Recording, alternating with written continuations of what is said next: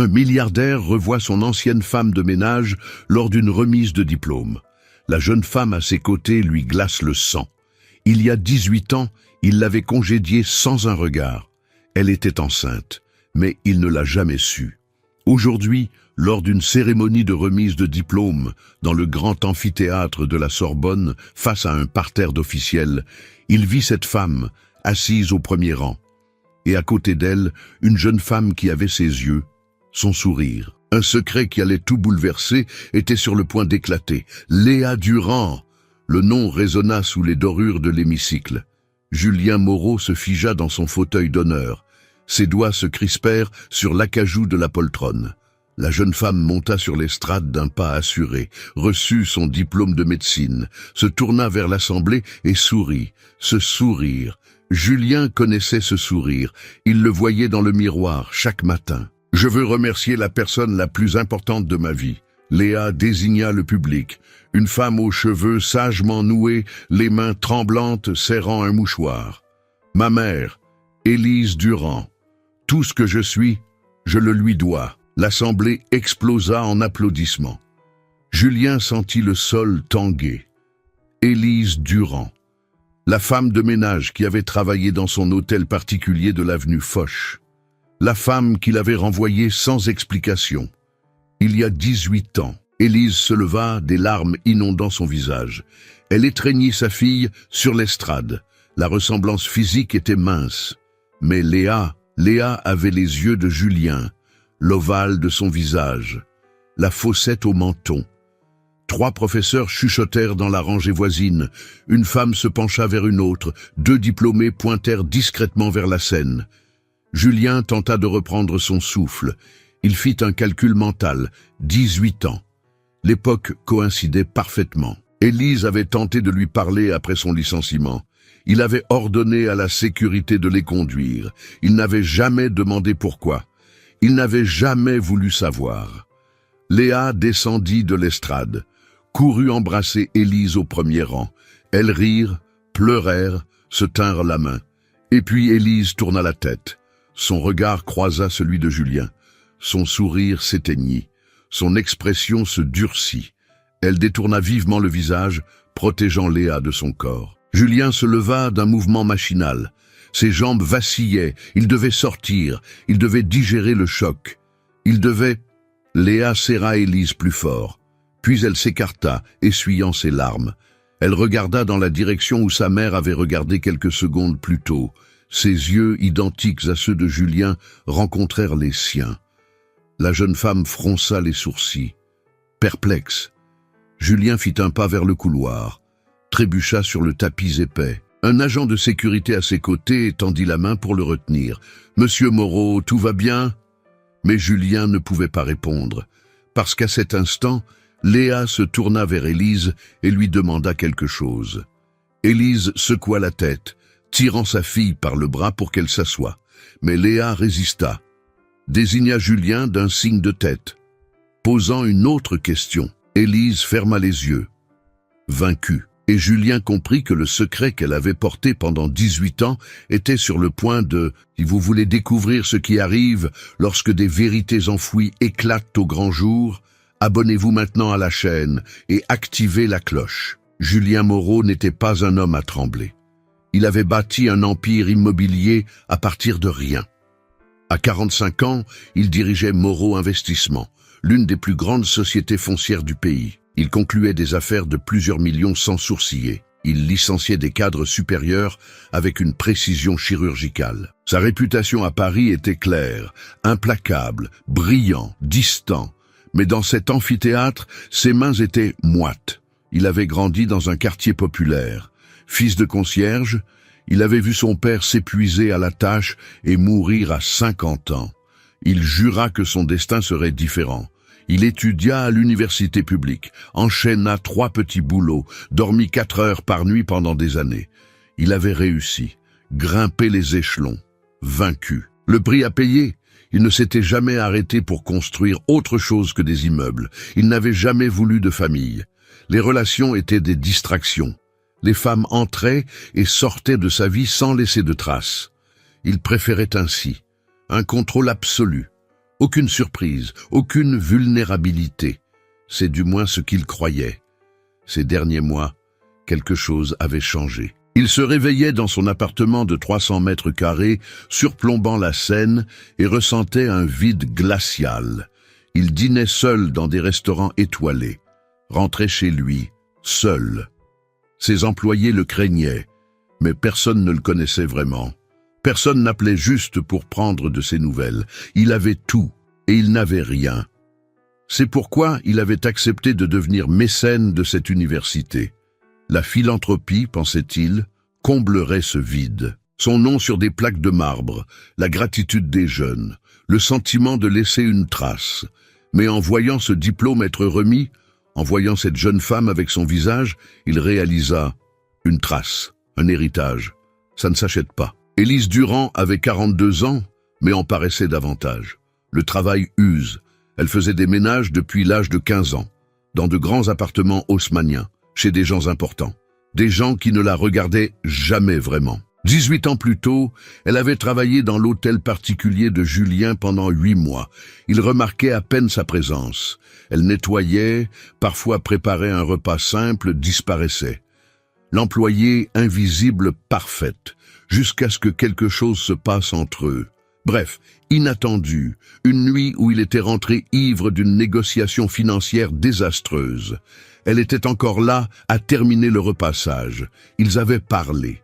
Pour la première fois, il l'avait vue comme une personne. Une seule nuit, juste une. Après, tout était revenu à la normale. Il avait fait comme si rien ne s'était passé.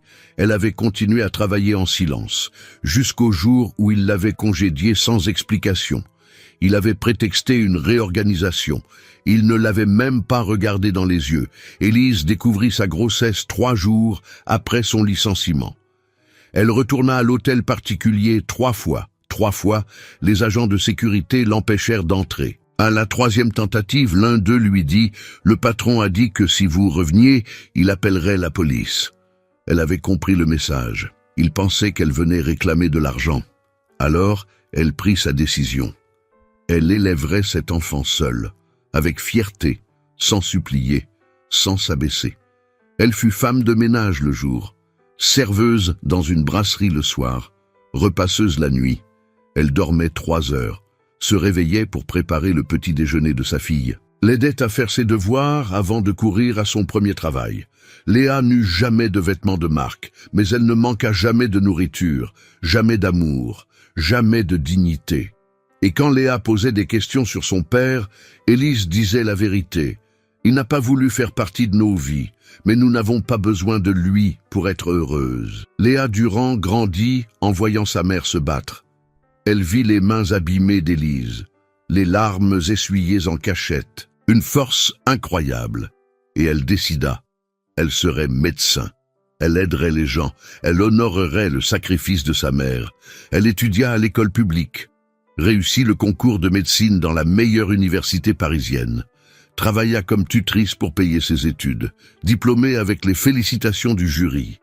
Et jamais, pas un seul jour, elle n'en voulut à sa mère de ne pas avoir de père. Mais elle portait cette question en elle. Pourquoi ne m'a-t-il pas voulu? Maintenant, 3 personnes se trouvaient dans le même espace. 3 vies qui s'étaient croisées 18 ans plus tôt. Et l'univers n'accepte pas les secrets éternellement.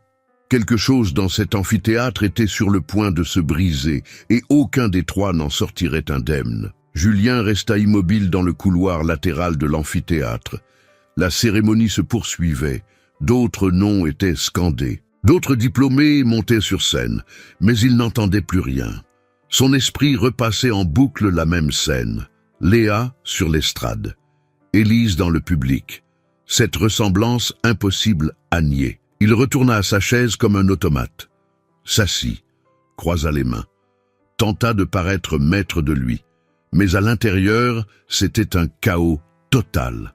3 mois plus tôt, lorsqu'il avait accepté ce mécénat, il avait un objectif clair, remplir le vide qui s'élargissait en lui. Il se réveillait chaque jour dans son appartement dominant Paris, prenait son café seul, lisait des rapports financiers, allait au bureau où tous le redoutaient, concluait des affaires, rentrait chez lui.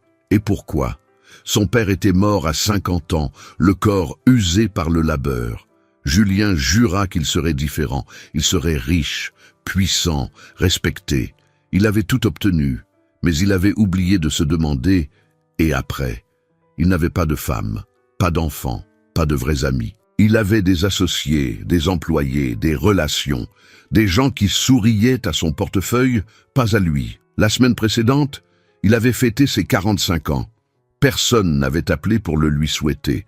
Sa secrétaire avait commandé un gâteau hors de prix et l'avait fait livrer dans la salle de réunion. Les directeurs avaient chanté « Joyeux anniversaire » avec des sourires crispés. Il avait coupé le gâteau, l'avait mangé seul après leur départ. Cette nuit-là, il s'était regardé dans le miroir, vit des cheveux grisonnants, des rides au coin des yeux, un homme riche, un homme vide. Il décida qu'il devait construire un héritage au-delà de la pierre, quelque chose qui durerait, quelque chose qui compterait. La philanthropie semblait être la réponse. Son assistant avait suggéré de parrainer des universités. Bonne image publique, des plaques à son nom, la gratitude éternelle des jeunes. Il avait accepté. Mais maintenant, en voyant Léa recevoir ce diplôme, il comprit. Un héritage ne s'achète pas, un héritage se construit à travers les gens. Et il n'avait jamais investi dans les gens, seulement dans le béton. Élise, assise au premier rang, serrait le programme de la cérémonie. Ses mains tremblaient. 18 ans. 18 ans qu'elle n'avait pas vu cet homme.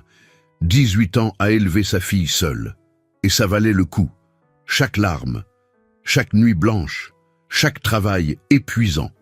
Ça valait le coup. Léa était médecin maintenant, diplômée avec mention, la première de la famille à avoir un diplôme universitaire, la première à avoir un avenir différent. Élise se souvint de l'enfance de sa fille. Un minuscule 2 pièces en banlieue. Léa dormait sur un lit pliant dans le salon, faisait ses devoirs sur la table de la cuisine.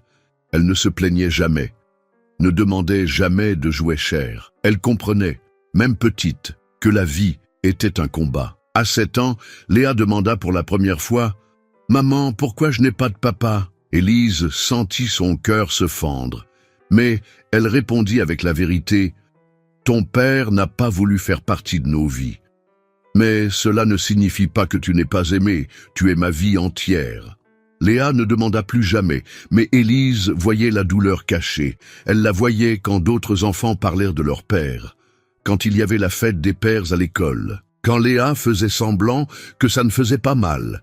C'est pourquoi elle avait triplé ses heures de travail. Elle voulait donner à sa fille tout ce qu'elle pouvait, l'éducation, les opportunités, la dignité. Elle voulait que Léa n'ait jamais besoin de dépendre d'un homme, qu'elle ne ressente jamais l'abandon qu'Élise avait ressenti, et elle avait réussi. Aujourd'hui, en voyant sa fille sur l'estrade, Élise ressentait une immense fierté. Son sacrifice avait eu un sens. Chaque crevasse sur ses mains à force de javel, chaque nuit blanche à repasser, chaque repas qu'elle avait sauté pour que sa fille mange, ça valait le coup. Mais voir Julien là, dans le fauteuil de mécène, gâchait tout. Il était là en tant que bienfaiteur, en tant qu'homme respectable. Tout le monde l'applaudissait, l'admirait. Il ne savait pas la vérité, il ne savait pas qu'il avait une fille brillante et qu'il n'avait jamais voulu la connaître, jamais demandé, jamais prêté attention. La colère revint, intacte. Élise pensait avoir surmonté cela, pensait avoir pardonné. Mais non, la blessure ne s'était jamais vraiment refermée. Léa, après avoir reçu son diplôme, retourna à sa place, s'assit à côté de sa mère, lui prit la main, la serra fort. « Merci, maman, pour tout. » Élise sourit à travers ses larmes. « Tu le mérites, ma chérie. Tu l'as toujours mérité. » Mais Léa sentait quelque chose d'étrange dans sa poitrine. Un bonheur mêlé de vide. Elle était diplômée. Elle avait réalisé son rêve, honoré sa mère. Mais il manquait quelque chose. Il avait toujours manqué quelque chose. Depuis son enfance, elle portait cette question. Qui était son père ? Pourquoi ne l'avait-il pas voulu? Qu'est-ce qui n'allait pas chez elle? Sa mère lui avait toujours dit que ce n'était pas de sa faute, que son père n'était pas prêt, que certains hommes ne savent pas aimer. Léa comprenait rationnellement. mais émotionnellement, ça faisait mal. Elle avait grandi sans référence paternelle, sans savoir d'où venait la moitié de ses gènes. Elle voyait ses camarades avec des pères présents et ressentait de l'envie. Elle le cachait bien, ne se plaignait jamais, mais ça faisait mal. À 15 ans, elle demanda à sa mère « Tu peux me parler de lui? Juste comment il était ?» Élise resta longtemps silencieuse. Puis elle dit « Il était ambitieux, intelligent, mais froid. Il ne savait pas aimer. Il ne voyait pas les gens, seulement des objectifs. » Léa ne demanda plus jamais. Mais la curiosité demeurait. Qui était-il? Où était-il? Pensait-il à elle parfois? Regrettait-il? Aujourd'hui, diplômée, elle sentait qu'elle méritait des réponses. Elle méritait de regarder l'homme qui l'avait engendré dans les yeux et de lui demander « Pourquoi ?» Juste ça. Pourquoi n'étais-je pas suffisante? Mais elle ne savait pas comment le trouver. Sa mère n'avait jamais révélé son nom. Elle protégeait ce secret comme un trésor, jusqu'à ce que Léa regarde derrière elle, vit l'homme dans le fauteuil de mécène, vit comment sa mère le foudroyait du regard, vit la haine dans les yeux d'Élise, et quelque chose fit tilt. Elle connaissait cet homme, pas personnellement, mais son visage. Elle était sûre de l'avoir déjà vu. Où? Elle se tourna vers sa mère. « Maman, qui est cet homme ?» Élise déglutit péniblement. « Le mécène de l'université. Je sais. Mais qui est-il pour toi ?» Élise ne répondit pas, et son silence dit tout. Léa sentit le monde trembler. Ce n'était pas possible. Mais les yeux de sa mère le confirmaient. La tension dans l'air le confirmait. Et à cet instant, le désir le plus profond de Léa, connaître son père, était sur le point d'entrer en collision avec la réalité de manière dévastatrice. La cérémonie se termina par des applaudissements. Les diplômés lancèrent leurs toques en l'air. Les familles coururent embrasser leurs enfants. Les photographes prirent des milliers de clichés. L'amphithéâtre se transforma en une célébration bruyante.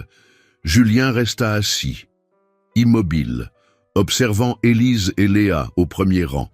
Mère et fille parlaient à voix basse. Léa gesticulait, pointant dans sa direction. Élise secouait la tête, tirant sa fille pour sortir. Il devait confirmer. Il devait savoir. Il y a 18 ans, cette nuit-là. Élise était-elle enceinte? Avait-elle essayé de le lui dire? L'avait-il vraiment empêché de parler? Les souvenirs revenaient par fragments confus. Il se souvenait avoir ordonné aux agents de sécurité d'éloigner 7 employés. Il se souvenait d'être exaspéré, occupé par une fusion importante. Il se souvenait avoir pensé qu'elle voulait de l'argent, comme toutes les autres. Mais si ce n'était pas ça, si elle voulait juste lui parler du bébé. La panique montait. Julien avait bâti un empire. Il contrôlait des millions d'actifs, dirigeait un millier d'employés. Mais à cet instant, il ne contrôlait rien. La vérité lui glissait entre les doigts, comme du sable. Il se leva. Ses pas résonnèrent dans le couloir latéral. Il devait parler à Élise, maintenant, avant qu'elle ne disparaisse à nouveau pour 18 ans. Élise vit Julien s'approcher. Son corps se raidit. Elle attrapa le bras de Léa. « On s'en va. Maman, attends, j'ai besoin de savoir si... L'homme doit ici. Pas maintenant. » Mais c'était trop tard. Julien était déjà à quelques mètres, les yeux fixés sur Élise.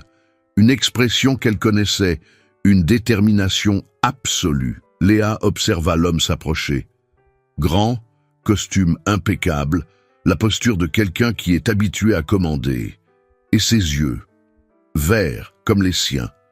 Exactement la même nuance. Comment n'avait-elle jamais remarqué avant? Élise, sa voix était grave, tremblante. Élise se tourna, releva le menton. « Monsieur Moreau ». La formalité était tranchante comme une lame. Julien recula d'un pas. « Pouvons-nous parler, s'il vous plaît? Nous n'avons rien à nous dire. » Léa regardait de l'un à l'autre. La tension était palpable.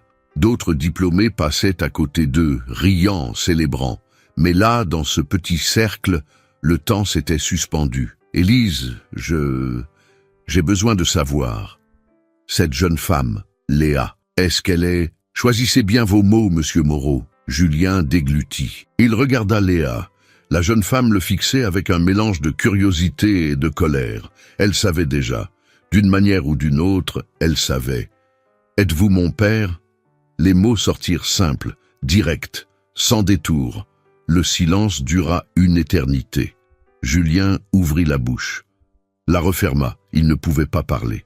La question qu'il était venu poser, c'est elle qui l'avait posée. Et maintenant, il devait répondre. « Je ne sais pas. J'ai besoin de savoir si... » « Si je suis votre fille ?» Léa fit un pas en avant. « La réponse est dans le miroir, n'est-ce pas? Même yeux, même visage, même fossette au menton. » Julien toucha inconsciemment son propre menton. Élise intervint. « Léa, viens, ce n'est pas l'endroit. »« Quand sera-ce l'endroit, maman? Tu as passé 18 ans à me protéger de la vérité, mais elle est là, devant moi. » Des diplômés commençaient à remarquer la scène. Des professeurs regardèrent de loin. Des chuchotements se propageaient. Le doyen, le docteur Martin, s'approcha inquiet. « Y a-t-il un problème ?» Obstacle numéro 1. Les témoins. La conversation qu'ils devaient avoir ne pouvait pas avoir lieu ici. Pas devant des centaines de personnes. Pas le jour de la remise des diplômes de Léa. Julien prit une profonde inspiration. « Non, aucun problème. Je félicitais simplement la nouvelle diplômée. » Le docteur Martin sourit. « Léa est notre fierté. Nous sommes très heureux pour elle. Vous devez être la mère, n'est-ce pas? » « Oui, Élise Durand. »« Ah, Madame Durand, j'ai tant entendu parler de vous. Le professeur Dubois mentionne toujours combien vous êtes une inspiration. Élever une fille seule, travailler si dur, et pourtant Léa est diplômée avec les félicitations du jury. » Chaque mot était un coup de poing pour Julien. Élever seul, travailler si dur, il n'était pas là. Pour rien. « Et le père, il est là aussi ?» demanda innocemment le docteur Martin. Silence glacial. Élise répondit d'une voix ferme. « Le père n'a jamais été présent. » Le docteur Martin fut gêné. « Ah, désolé, je ne voulais pas. »« Ce n'est pas grave. Nous n'avons pas besoin de ceux qui n'ont pas voulu de nous. » Les mots frappèrent Julien de plein fouet. Il sentit le sol trembler. « Ceux qui n'ont pas voulu de nous ?» Elle avait raison.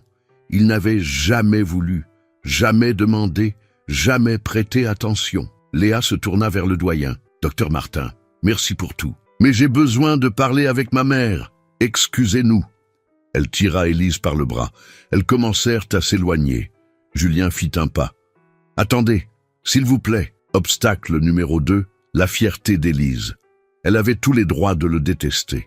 Tous les droits de protéger sa fille de lui, tous les droits de tourner les talons et de ne plus jamais le regarder. Élise s'arrêta, ne se retourna pas, parla juste par-dessus son épaule. « Vous avez eu 18 ans pour chercher, pour demander, pour vous en soucier.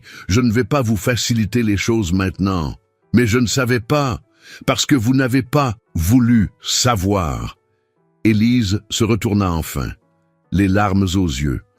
3 fois, Julien, 3 fois j'ai essayé de vous le dire.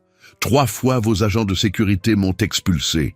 Vous avez menacé d'appeler la police. Vous pensiez que je voulais votre argent. Il ne vous est jamais venu à l'esprit que je voulais juste vous dire que vous alliez être père. Les diplômés autour s'arrêtèrent, se retournèrent. La scène devenait publique. Léa posa la main sur l'épaule de sa mère. « Maman, viens. Il n'en vaut pas la peine. » Mais Julien ne pouvait pas la laisser partir. Pas comme ça. « Léa, s'il te plaît, donne-moi une chance de m'expliquer. » « D'expliquer quoi? Que vous m'avez abandonné avant même ma naissance. Je ne savais pas que tu existais, parce que vous n'avez pas laissé ma mère vous le dire. » Obstacle numéro 3, la juste colère de Léa. Elle en avait le droit. Elle avait grandi sans père, sans savoir d'où elle venait. Elle avait porté cette blessure toute sa vie, et maintenant elle découvrait que son père était vivant, riche, prospère, et qu'il ne l'avait jamais cherché. Julien sentit tout s'effondrer, son contrôle, son sang-froid, sa vie entière bâtie sur des certitudes. Tout s'effondrait. « Vous avez raison, j'ai été lâche, arrogant, égoïste, mais si vous me donnez une chance... » « Une chance ?» Élise rit sans joie. « Vous pensez mériter une chance ?» Après 18 ans, d'autres personnes s'arrêtaient. Des caméras de téléphone commencèrent à apparaître. Quelqu'un commenta « N'est-ce pas Julien Moreau, le milliardaire ?» Et voilà l'obstacle final. Le monde entier regardait l'empire de Julien se fissurer. Et il n'y avait aucun moyen de réparer ça. Aucun argent ne pouvait acheter le pardon. Aucun pouvoir ne pouvait effacer 18 ans. La vérité était arrivée. Et elle ne pardonnait à personne.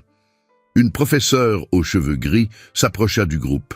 Le professeur Dubois, coordinatrice du cursus de médecine. Elle serra Léa dans ses bras. « Félicitations, ma chère. Votre mère doit être si fière. »« Je le suis. » Élise força un sourire. Le professeur Dubois regarda Julien. « Monsieur Moreau, merci pour votre mécénat. Cela fait une énorme différence pour nos étudiants. » Julien se contenta d'hocher la tête. Sa gorge était nouée. « Madame Durand, » continua le professeur, « j'ai toujours voulu vous rencontrer personnellement. Léa parle tant de vous. La force que vous avez eue pour élever cette fille seule, c'est admirable. Seule, le mot résonna. Ce n'était pas facile, répondit Élise, mais chaque seconde en valait la peine. Le père de Léa, il est décédé. Un silence lourd tomba sur le groupe. Léa répondit d'une voix contrôlée, « Non, il est vivant. Il n'a juste jamais voulu faire partie de ma vie. » Le professeur Dubois fut gêné. « Oh, désolé, je ne savais pas. Ce n'est pas grave, j'ai l'habitude. » Julien sentit chaque mot comme un coup de fouet. « J'ai l'habitude. » Elle était habituée à son absence. Elle avait grandi sans lui, avait appris à ne pas avoir besoin de lui. D'autres professeurs se joignirent. Le docteur Carlos, professeur d'anatomie, le docteur Béatrice, de pédiatrie, tous félicitant Léa, tous faisant l'éloge d'Élise. « Vous faites quoi dans la vie, Madame Durand ?» demanda le docteur Carlos. « Je suis femme de ménage et repasseuse, et je fais des extras dans l'événementiel le week-end. Personne ne montra de préjugés. Au contraire, les professeurs la regardèrent avec un respect sincère. « Travailler autant et élever une fille comme ça, » commenta le docteur Béatrice. « Vous êtes une héroïne. » Julien était là, dans son costume à 5 000 €, sa montre à 80 000 au poignet, et il était invisible, insignifiant. L'héroïne de l'histoire était la femme de ménage, pas le milliardaire. Un diplômé s'approcha avec son téléphone. « Léa, je peux prendre une photo avec toi et ta mère ?» « Bien sûr. » Mère et fille posèrent, sourire. Le flash crépita. Julien resta sur le côté, observant. Hors de la photo, hors de leur vie. D'autres diplômés demandèrent des photos. Élise souriait maintenant, profitant du moment avec sa fille. 18 ans de lutte en valaient la peine. C'était la preuve. Le doyen revint avec une femme élégante. « Madame Durand, voici le docteur Lambert, directrice de l'hôpital universitaire. Elle veut rencontrer Léa. » Le docteur Lambert serra la main de Léa. « J'ai entendu des merveilles sur vous. Nous avons une place en internat. J'aimerais vous avoir dans notre équipe. » Léa s'illumina. « Vraiment? J'adorerais. »« Parfait. Envoyez votre CV lundi. » Élise serra sa fille dans ses bras. Larmes de joie. Tout se mettait en place. L'avenir brillant dont elle avait toujours rêvé pour Léa se réalisait. Et Julien? Julien regardait de l'extérieur, comme le spectateur d'une vie qui aurait pu être la sienne. Le docteur Martin, le doyen, se tourna vers Julien. « Monsieur Moreau, connaissez-vous le mécène de l'université ?» Élise fixa Julien avec froideur. « Je le connais. J'ai travaillé pour lui il y a de nombreuses années. »« Ah, quelle coïncidence intéressante !»« Coïncidence !» répéta Élise sans émotion. Léa regardait l'homme dont elle savait maintenant qu'il était son père. Elle étudiait chaque détail, la taille, les épaules larges, la façon de se tenir, les mains dans les poches. Elle avait tout hérité de lui physiquement, mais rien émotionnellement. « Monsieur Moreau, » dit Léa, la voix tranchante. « Puis-je vous poser une question ?» Julien se redressa. « Bien sûr. Avez-vous des enfants ?» La question coupa l'air comme une lame. Tout le monde regarda Julien, attendant une réponse. Il ouvrit la bouche, la referma. Comment répondre? Oui?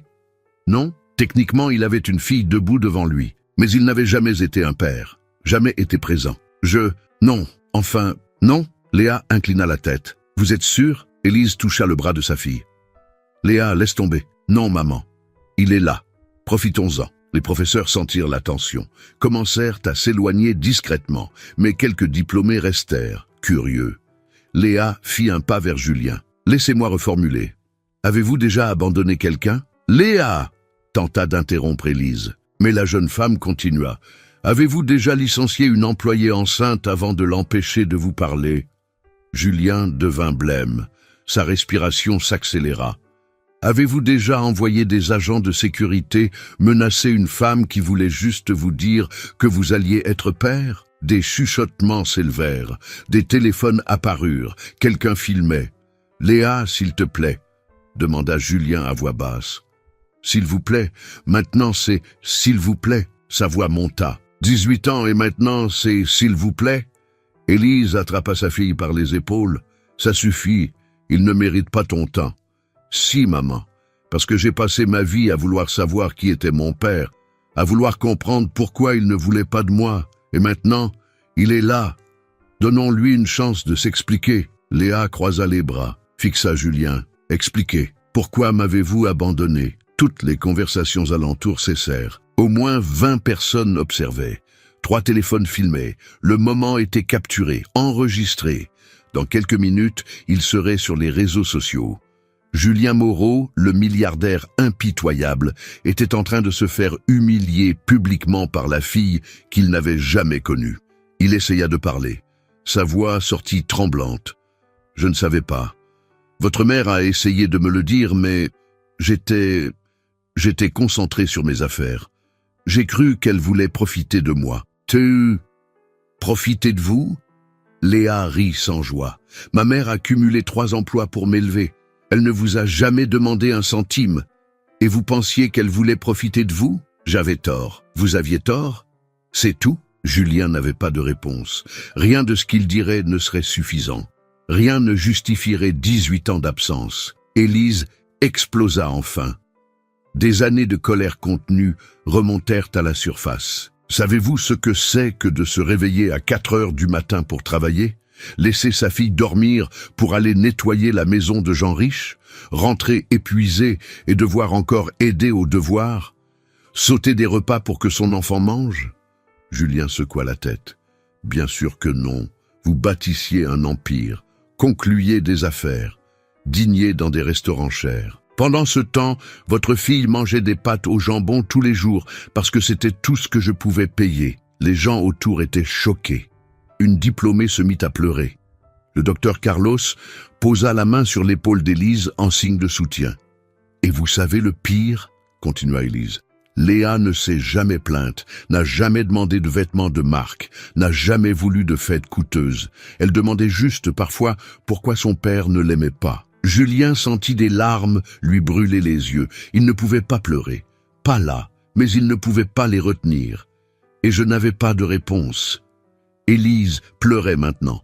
Comment expliquer à une enfant de 7 ans que son père n'a même pas voulu savoir si elle était en vie ? Léa serra sa mère dans ses bras. Elles pleuraient ensemble.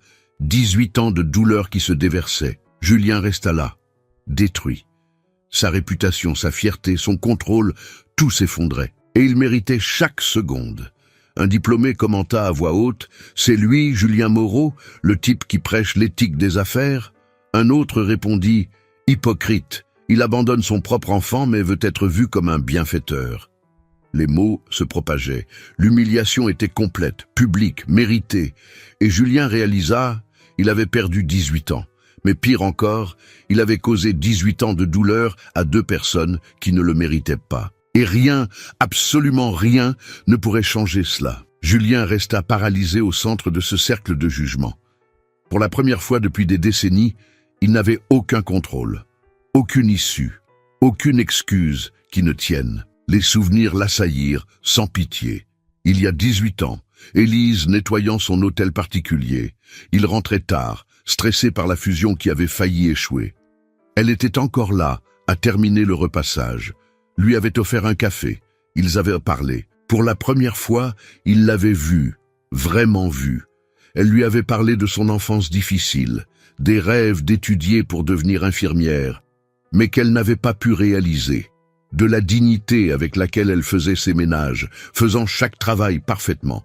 Il lui avait parlé de son père concierge, du serment qu'il s'était fait d'être différent, de la solitude au sommet. Cette nuit-là, pendant quelques heures, il n'avait pas été l'homme d'affaires impitoyable. Il avait juste été Julien, un homme fatigué et seul. Et Élise n'avait pas été la femme de ménage invisible. Elle avait été une femme forte, intelligente, pleine de rêves reportés. Une seule nuit. Le lendemain, il avait fait comme si rien ne s'était passé. Était revenu à la traiter comme une employée. Pire, il avait recommencé à ne plus la voir. Elle était redevenue un meuble, présente mais invisible. 3 semaines plus tard, il avait licencié tout le monde. Réduction des coûts, avait-il dit. Élise était partie avec les autres. Il ne l'avait même pas regardée en lui tendant son enveloppe. 2 semaines plus tard, elle était revenue. L'agent de sécurité avait appelé son bureau. « Cette employée que vous avez licenciée est là. Elle veut vous parler. » Julien était en réunion importante. Des investisseurs japonais, des millions en jeu. « Dites-lui que je n'ai pas le temps. » Et ne la laissez pas revenir. L'agent avait obéi. Élise était revenue la semaine suivante. Encore. Julien finalisait le contrat d'un centre commercial. Encore cette femme, monsieur. Je n'ai pas dit de ne pas la laisser entrer? Si, monsieur. Mais elle insiste. Alors soyez plus clair. Dites-lui que si elle revient, j'appelle la police. L'agent avait transmis le message. Élise n'était plus jamais revenue. Julien n'avait jamais demandé ce qu'elle voulait. Il avait supposé. Une femme pauvre, ex-employée, insistant pour parler à un patron riche? Évident. Elle voulait de l'argent. Du chantage émotionnel. Il connaissait le genre, sauf qu'il ne connaissait pas. Il ne connaissait rien. Il avait créé un récit dans sa propre tête et y avait cru sans se poser de questions. Et maintenant, 18 ans plus tard, la vérité lui explosait au visage. Élise ne voulait pas d'argent. Elle voulait lui dire qu'elle était enceinte. Elle voulait lui donner la chance de décider d'être père. Il lui avait retiré cette chance, par arrogance, par préjugé, par cruauté. Léa le regardait avec un mélange de douleur et de colère. Cette jeune femme brillante, diplômée en médecine, major de sa promotion, une place en internat offerte dans un hôpital de renom. Tout cela sans lui. Elle n'avait pas eu besoin de lui pour être incroyable, mais elle avait eu besoin de lui pour se sentir complète, et il n'avait jamais été là. Julien se souvint de son propre père, un homme simple, travailleur, présent. Il allait à toutes les réunions scolaires de Julien, même fatigué. L'aidait aux devoirs, même s'il ne comprenait pas. Il était mort fier de son fils qui avait réussi dans la vie. Et qu'avait fait Julien? L'opposé. Il avait eu la chance d'être père et l'avait gaspillé. Pire, il n'avait même pas essayé. Il n'avait même pas su qu'il avait cette chance parce qu'il n'avait pas accordé de valeur à la personne qui essayait de le lui dire. « Monsieur Moreau », la voix de Léa le ramena à la réalité. « Vous m'entendez » Il cligna des yeux, réalisa qu'elle avait posé une question qu'il n'avait pas entendue. « Pardon, qu'avez-vous dit ?»« J'ai demandé si vous regrettiez, la question la plus simple. » Et la plus complexe. « Oui, » murmura-t-il. « Je n'ai pas entendu. »« Oui », sa voix monta. « Oui, je regrette. Chaque jour, chaque foutu jour. » Le juron choqua tout le monde. Julien Moreau ne disait pas de juron en public. Il était toujours composé, contrôlé. Mais le contrôle avait disparu. « Je regrette de ne pas avoir écouté votre mère, d'avoir supposé le pire, d'avoir été lâche, d'avoir gâché 18 ans. » Il regarda Léa. « De ne pas t'avoir connu, de ne pas t'avoir vu grandir, de ne pas avoir été là quand tu avais besoin. » Les larmes coulaient librement maintenant. Il ne les essuyait pas. « Je regrette d'être devenu le genre d'homme que mon père n'avait pas élevé. Il m'a appris à valoriser les gens. Et je n'ai valorisé que l'argent. » Élise détourna le visage. Elle ne voulait pas être émue, ne voulait pas avoir pitié de lui. Il ne le méritait pas. Mais une partie d'elle, une infime partie, reconnaissait une douleur sincère. Léa resta ferme. « Les regrets ne ramènent pas 18 ans. Je sais. Ils n'effacent pas les nuits où ma mère a pleuré seule. Je sais. Ils ne changent pas le fait que j'ai grandi sans père. Je sais. » Julien prit une profonde inspiration. « Ça ne change rien. Et je n'attends pas que ça change. Mais j'ai besoin que vous sachiez, je ne savais pas, et si j'avais su, je veux croire que ça aurait été différent. Vraiment? Intervint Élise pour la première fois depuis plusieurs minutes. Vraiment? Vous, obsédé par l'argent, auriez tout lâché pour un bébé? La question était valide et honnête. Julien réfléchit. Qui était-il il y a 18 ans? Ambitieux, froid, concentré. Se serait-il vraiment arrêté pour être père? Ou aurait-il offert de l'argent et continué sa route? Je ne sais pas, admit-il. Je ne sais pas quel genre de père j'aurais été. Probablement horrible, probablement absent. J'aurais probablement payé une pension et serais venu une fois par mois. L'honnêteté brutale choqua. Mais au moins, vous auriez eu la chance de me connaître, dit Léa à voix basse. Même si vous aviez été un mauvais père, même si vous étiez peu venu, je vous aurais connu. Julien vit la douleur nue dans ses yeux. C'était là, ce qu'elle avait toujours voulu.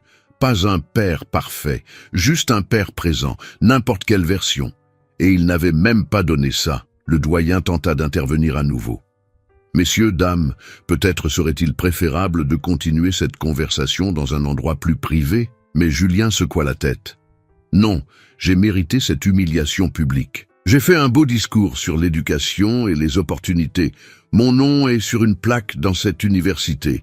Et pendant ce temps, ma propre fille a grandi sans que je le sache. Il regarda autour de lui, les diplômés, les professeurs, tous observants. Vous voulez savoir qui est vraiment Julien Moreau? Un hypocrite, un lâche qui abandonne les gens mais veut être vu comme un bienfaiteur. Le silence était absolu. Vous voulez une héroïne? Regardez Élise Durand. Elle a élevé un médecin seul, a travaillé jusqu'à l'os, n'a jamais abandonné. C'est elle, la véritable héroïne. Élise ferma les yeux, larmes silencieuses. Et Léa, elle est plus forte que je ne le serai jamais.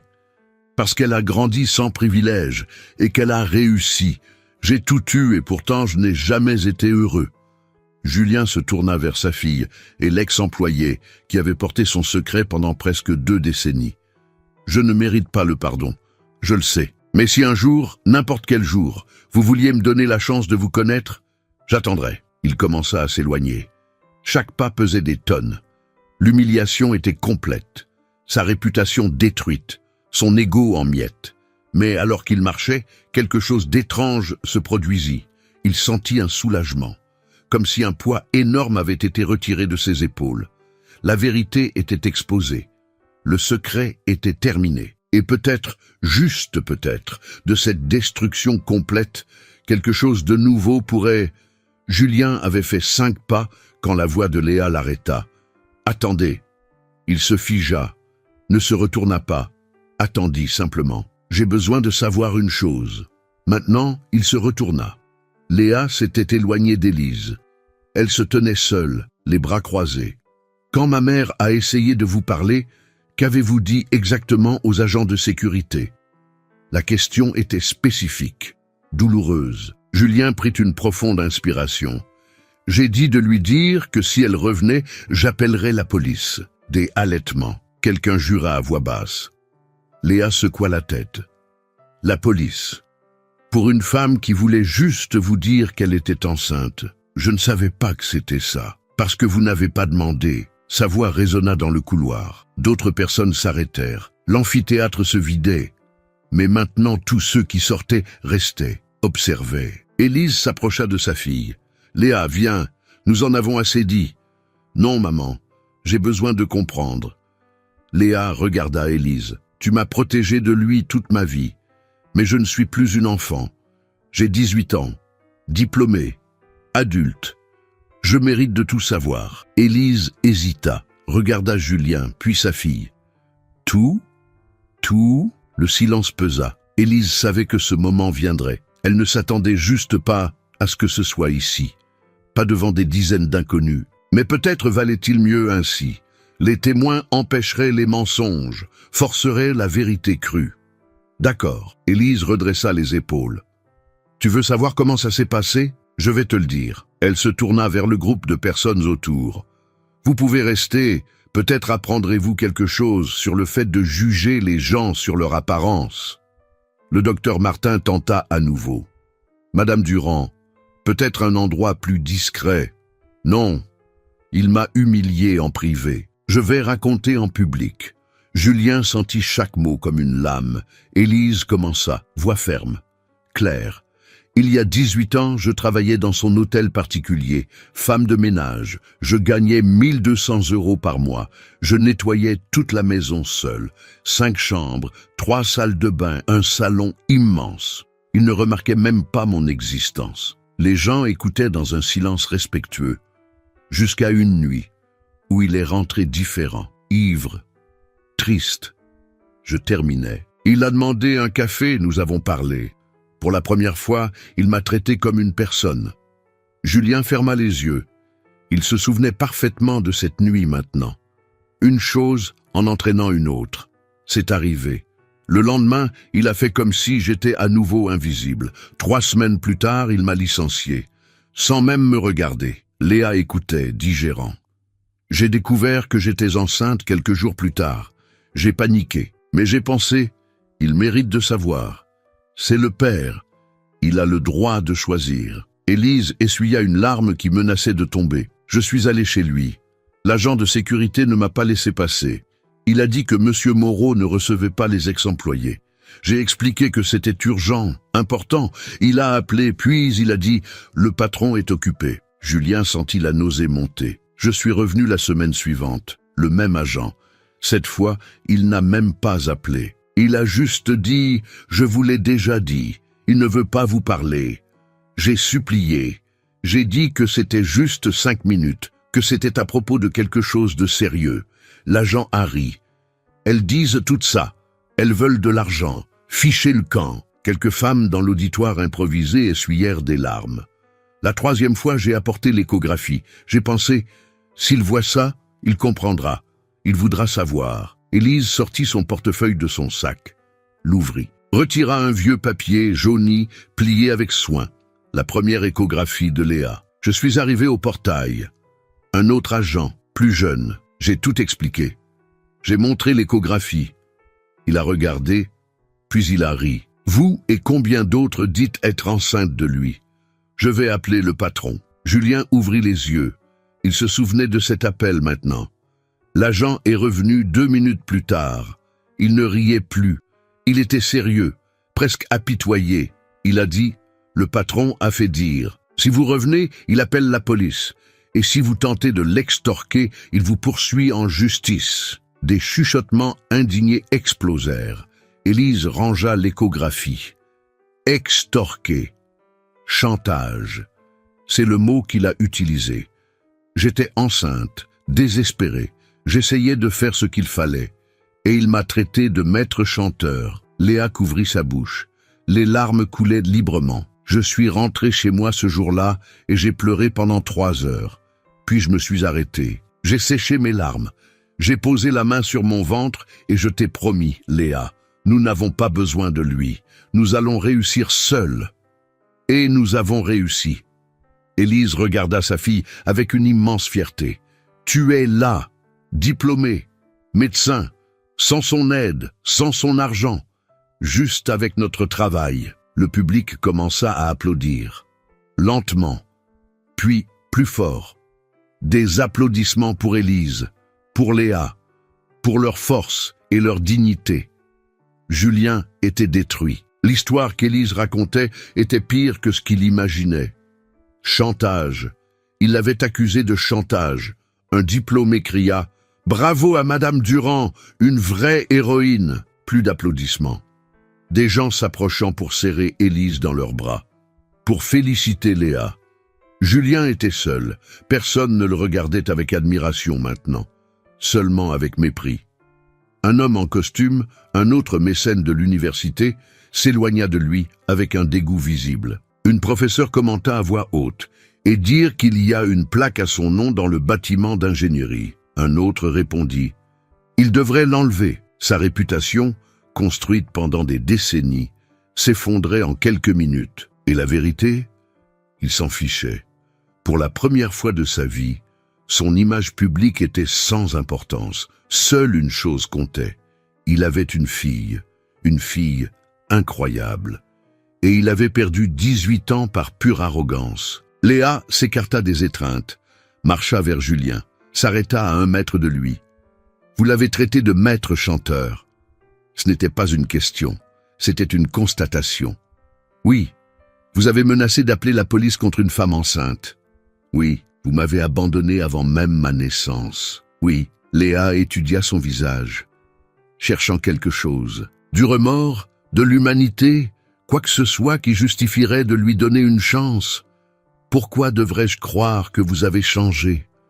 La question la plus importante, la seule qui comptait. Julien n'avait pas de réponse préparée, pas de beau discours, juste la vérité crue. Tu ne devrais pas, je n'ai aucun moyen de le prouver, je ne peux que le montrer avec le temps, si tu me donnes ce temps. Et si je ne veux pas vous le donner, alors je le respecterai, et je vivrai avec. Léa resta silencieuse pendant un long moment, 40 secondes qui parurent des heures. Finalement, je vais y réfléchir. Ce n'était pas un oui, mais ce n'était pas non plus un non. Julien sentit un infime espoir naître. Mais Léa ajouta, « Mais si je vous donne cette chance, ce sera à mes conditions, pas aux vôtres. J'accepte n'importe quelle condition. » « N'importe lesquelles, n'importe lesquelles. » Léa regarda sa mère. Élise hocha la tête. Une permission silencieuse. « Alors je vais faire quelque chose que vous n'aimerez peut-être pas. » Léa se tourna vers le groupe de personnes qui observaient encore. Vers les téléphones qui filmaient toujours. « Je m'appelle Léa Durand. Et cet homme, elle pointa Julien, est mon père biologique. Il m'a abandonné avant ma naissance. Il a menacé ma mère. Nous a oubliés pendant 18 ans. » Julien sentit la terreur. Elle exposait tout, publiquement, délibérément. « Et maintenant, continua Léa, il dit qu'il veut une chance de me connaître, dit qu'il a changé, qu'il regrette. » Elle regarda directement l'objectif d'un téléphone. « Alors nous allons voir si c'est vrai. Nous allons voir si Julien Moreau, le milliardaire, peut être juste Julien. » Le père. La jeune femme se tourna vers lui. « Vous voulez faire partie de ma vie? Alors vous allez devoir le prouver. Devant tout le monde. » Julien comprit ce qu'elle faisait. Une responsabilité publique. S'il échouait, le monde entier le saurait. S'il disparaissait, il serait exposé. C'était un test, c'était un piège. C'était une chance. « J'accepte, » dit-il sans hésiter. Léa lui tendit la main. « Alors commençons. De zéro, comme des étrangers qui se rencontrent pour la première fois. » Julien serra sa main, fermement, la première fois qu'il touchait sa fille en 18 ans. Et là, dans ce couloir d'université, entouré de témoins et de caméras, Julien Moreau fit quelque chose qu'il n'avait jamais fait de sa vie. Il s'agenouilla. « Si vous ressentez quelque chose maintenant, laissez un like pour montrer que les histoires vraies comptent. Et dites-moi dans les commentaires, connaissez-vous quelqu'un qui a élevé un enfant seul? Partagez son histoire ci-dessous. » Le silence fut assourdissant. Julien Moreau, milliardaire, PDG d'un empire immobilier, était à genoux sur le sol du couloir. Son costume à 5 000 € touchant le sol froid, ses genoux se pliant pour la première fois devant un autre être humain. Léa fit un pas en arrière, choquée. Élise couvrit sa bouche. Les diplômés autour retinrent leur souffle. Les téléphones capturèrent tout. Les flashs crépitèrent. Ce moment serait viral en quelques heures. « Qu'est-ce que vous faites ?» murmura Léa. Julien leva les yeux. Des larmes coulaient sans honte. « Je demande pardon, de la seule façon qui, je sais, signifie quelque chose de réel. Relevez-vous. Vous vous donnez en spectacle. Je m'en fiche. Je vous ai fait vivre, à toi et à ta mère, 18 ans de douleur. Je peux bien supporter 30 secondes d'humilité. » Un professeur commença à applaudir. Lentement. D'autres se joignirent. Ce n'était pas une approbation complète. C'était la reconnaissance d'un geste difficile. Mais Léa n'applaudit pas. Elle étudiait son père avec un regard clinique. Une médecin en formation évaluant des symptômes, sincérité ou performance. « Les mots sont faciles, » dit-elle. « Les gestes dramatiques sont faciles. Je veux voir des actes. Dis-moi ce que je dois faire. » Léa regarda autour d'elle, les gens qui observaient, les caméras qui filmaient, puis sa mère. Élise observait simplement, laissant sa fille décider. C'était son moment. « Relevez-vous. Julien obéit, se releva avec difficulté. Ses genoux lui faisaient mal. Quand s'était-il agenouillé pour la dernière fois? Il ne s'en souvenait pas. Léa croisa les bras. Premier acte. Vous allez présenter des excuses publiques, des vraies, pas ce théâtre. Je veux que vous admettiez, devant tout le monde, exactement ce que vous avez fait. Je l'ai déjà fait. Non, vous vous êtes excusé auprès de moi et de ma mère. Maintenant, je veux que vous regardiez ces gens, elle désigna les diplômés, et que vous admettiez quel genre d'homme vous avez été. Julien sentit la peur, non pas d'admettre, mais de perdre tout ce qu'il avait construit. Sa réputation, son respect, ses futurs contrats. Mais alors il regarda Léa, l'unique chance d'avoir une fille dans sa vie. Et il réalisa, plus rien d'autre n'importait. Il se tourna vers le groupe. Plus de 50 personnes maintenant. Le mot s'était répandu. Des gens venaient d'autres étages. Je m'appelle Julien Moreau. Je suis le propriétaire de Moreau Investissement. J'ai une fortune de plus de 200 millions. Et j'ai utilisé cet argent, ce pouvoir, pour m'isoler de l'humanité. Silence absolu. Juste des respirations. Il y a 18 ans, une employée est tombée enceinte. De moi. Elle a essayé de me le dire. 3 fois. 3 fois je l'ai rejetée, menacée, humiliée. Une femme dans la foule secoua la tête avec dégoût. J'ai supposé qu'elle voulait de l'argent. Pourquoi? Parce qu'elle était pauvre. Parce qu'elle était femme de ménage. Parce que dans mon monde, les gens comme elle ne voulaient qu'une chose, des gens comme moi. Julien déglutit, la gorge sèche. J'avais tort, complètement tort. Elle voulait juste me donner la chance d'être père. Et j'ai jeté cette chance, par préjugé, par arrogance, par lâcheté. Le docteur Martin, le doyen, écoutait attentivement, calculant, pensant aux répercussions. Aujourd'hui, j'ai découvert que j'ai une fille, un médecin brillant, diplômé avec mention, une place en internat offerte dans un hôpital prestigieux. Et rien de tout cela n'a à voir avec moi. Tout est grâce à elle, et à la mère incroyable qui l'a élevée seule. Élise essuya une larme. Elle ne voulait pas s'émouvoir, mais les mots la touchaient. Je ne suis pas ici pour redorer mon image. Je ne suis pas ici pour les relations publiques. Je suis ici parce que j'ai découvert que l'argent ne construit pas un héritage. Ce sont les gens qui le construisent. Et j'ai gaspillé la personne la plus importante que j'aurais pu avoir dans ma vie. Une diplômée commenta à voix basse. Au moins, il est honnête. Une autre répondit. L'honnêteté n'efface pas 18 ans. Julien entendit et acquiesça. Vous avez raison de me juger. Je mérite chaque mot dur, chaque regard de mépris. Je n'attends pas le pardon. Je veux juste une chance d'essayer d'être meilleur. Il se tourna vers Léa. Tu m'as demandé pourquoi tu devrais croire que j'ai changé. Je n'ai aucune preuve. J'ai seulement une promesse. Je passerai le reste de ma vie à essayer de compenser ces 18 ans, même en sachant que c'est impossible. Léa resta impassible. Belle parole. Maintenant, le deuxième acte. Lequel? Vous allez créer une fondation. Pas à mon nom, au nom de ma mère, l'Institut Élise Durand. Pour les mères célibataires qui élèvent leurs enfants seuls. Vous voulez compenser? Compenser auprès des autres Élise de ce monde. Julien n'hésita même pas. Faites. Combien veux-tu que je donne? Je ne veux pas d'un don unique.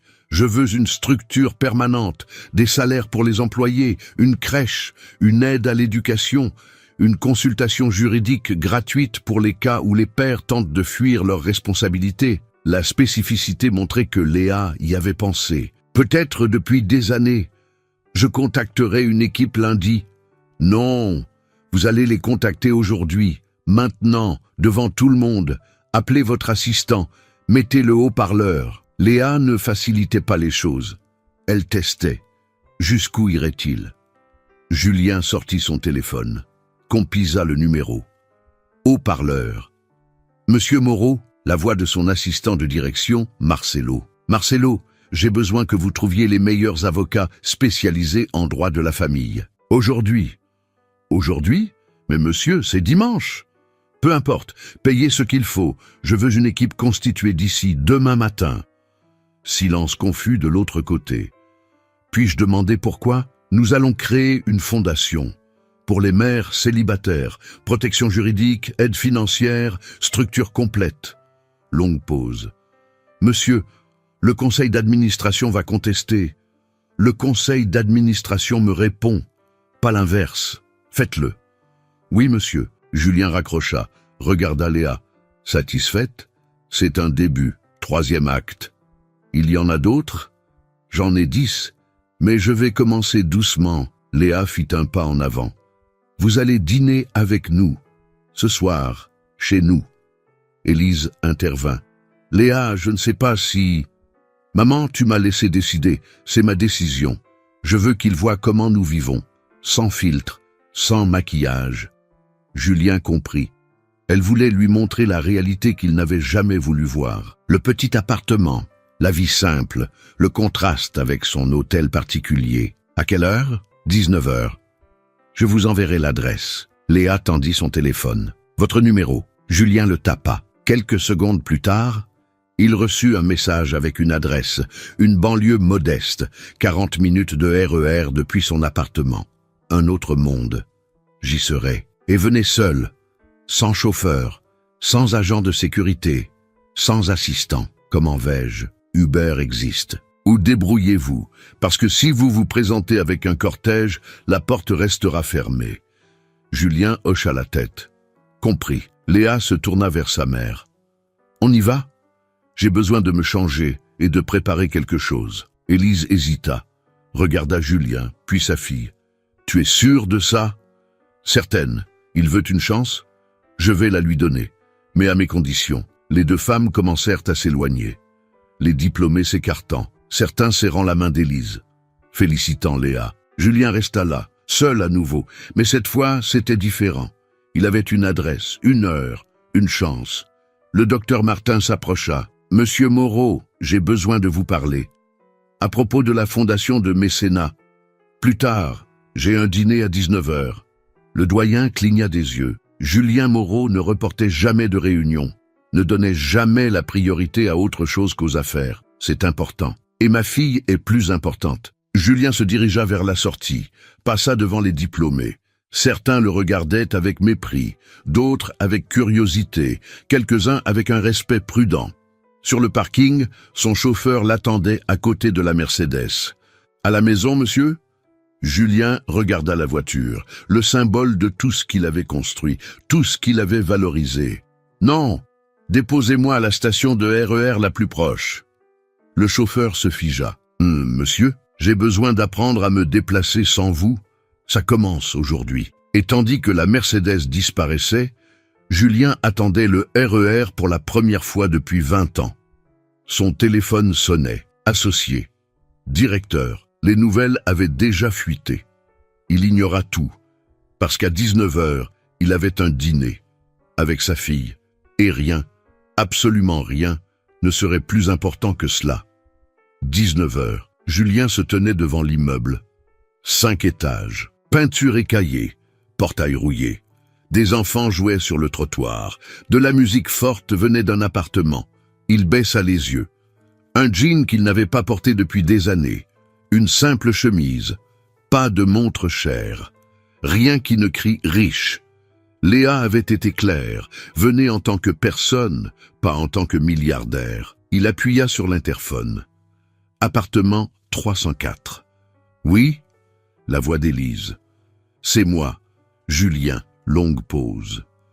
Puis, le portail se déverrouilla. L'escalier grinçait. Les murs avaient des graffitis, une odeur de nourriture mélangée à celle de l'humidité. Julien monta lentement.